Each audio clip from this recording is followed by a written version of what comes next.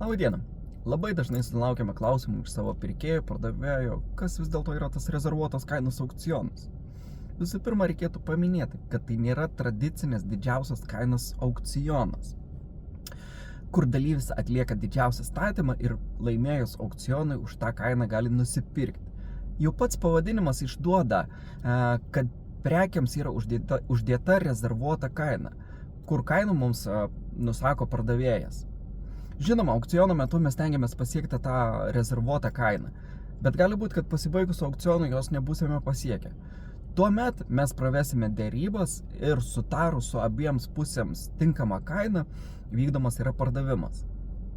Žinoma, prie tos kainos dar prisideda ir aukciono mokestis 2,7% ir PVM-as. Reikėtų paminėti, kad tokio tipo aukcionai labai yra paplitę Skandinavijos rinkoje, o Lietuvoje esame vieni pirmųjų tai padarę. Žinoma, jeigu turite kažkokių papildomų klausimų, drąsiai galite kreiptis pas mumis, į visus klausimus stengsimės jums atsakyti.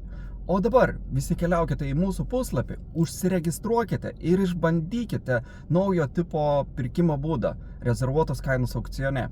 Susitiksime kitose video. Iki!